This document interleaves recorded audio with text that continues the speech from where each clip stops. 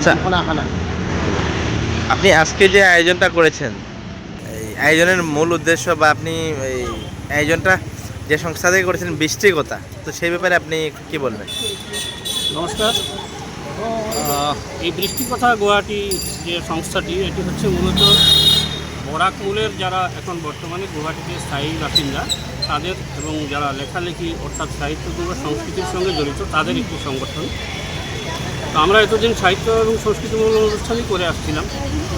তো এবার ভাবলাম যে সমাজের সঙ্গে মিশে থাকতে হলে কিছু সামাজিক কর্মকাণ্ডের দরকার, এবং সেই উদ্দেশ্যে আমরা কিছু নতুন এবং কিছু পুরনো যেগুলো ব্যবহার করা হয়নি বা অত্যন্ত স্বল্প ব্যবহৃত সেই কাপড়গুলো নিয়ে আমরা আজকে বিনামূল্যে এগুলো বিতরণ কার্যে কিছুটা হাতে নিয়েছি।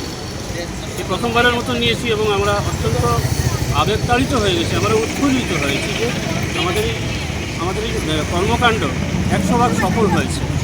আমরা খুব কম সময়ের মধ্যে আমাদের এই আয়োজনটা আমরা সাফল্যমণ্ডিত করতে পেরেছি। এর পেছনে আপনারা দেখতে পাচ্ছেন মঙ্গলময়ী কালী মন্দির, উদালবাঁকড়ার মঙ্গলময়ী কালী মন্দিরের যে কর্তৃপক্ষ, তাদের সঙ্গে আমরা যোগাযোগ করেছিলাম, তারাও আমাদের সাহায্যের হাত বাড়িয়ে দিয়েছেন। আমাদের কৃতজ্ঞতা রইল তাদের প্রতিও। আর এভাবেই হয়তো ভবিষ্যতে আমরা আরও সামাজিক কর্মকাণ্ড করব। তার সাথে আমাদের যারা সদস্য আছে তারা সবাই লেখালেখি এবং সঙ্গীতের সঙ্গে জড়িত।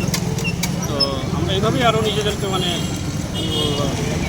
আরও বিকশিত করার চেষ্টা করছি। ধন্যবাদ আপনারা যে এসছেন এবং এই খবরটা সবার কাছে পৌঁছে দিচ্ছেন। ধন্যবাদ। আপনাকে প্রথমবার নিয়েছেন? এইটা আমাদের প্রথমবার। আজকে প্রথম বৃষ্টি বিতরণ করলেন? আমরা প্রায় 350 কাপড় বিতরণ করেছি। এই যে কাপড় বিতরণ আজকের এই ঘাটের মতো শহরে আপনারা করছেন, করে আপনাদের এই মনে কি আবেগ বা কি আজকের মতো উপলব্ধি কি হলো? এই আনন্দটা ঠিক ভাষায় প্রকাশের না। আমরা তো এমনিতে এনজিও যারা আছে ওদেরকে আমাদের ফোন নাম্বার দেওয়া থাকে, ওরা আসে নিয়ে যান, আমরাও গিয়ে হয়তো একটু গাড়ি বোঝাই করে নিয়ে গিয়ে দিয়ে আসি, কিন্তু সেই আনন্দ আমরা পাই না। কারা নেই আমরা ঠিক বুঝতে পারি না, কারা পায় আমরা বুঝি না। আজকে আমরা যখন নিজেরাই সিদ্ধান্ত নিলাম যে আমরা একটু ফুটপাতে বসে দেখতে পারি, এই যে মানুষের সঙ্গে সামনাসামনি একটা যে আদান প্রদান, মনের ভাব বিনিময়, মানুষের মনের যে কত রকম কথা জানলাম আজকে, এইটা অন্যরকম একটা আনন্দ। আর আমরা তো বেসিক্যালি সাহিত্যের সঙ্গে জড়িত একটা সংগঠন, আমরা এই ধরনের মানব সমাজের জন্য কম করেছি। এটা প্রথমবার, যার জন্য আমাদের আনন্দটা অন্য। এই অভিযান বা উদ্যোগটা আগামীতে আপনারা চালিয়ে যাবেন? একদম চালিয়ে যাবো। আমরা একটা সিদ্ধান্ত নিয়েছি, বছরে আমরা 2বার করবো। এটা 2বার করবো, একটা শীতে করবো, একটা আমরা চেষ্টা করবো গরমে করার। ধন্যবাদ আপনাকে।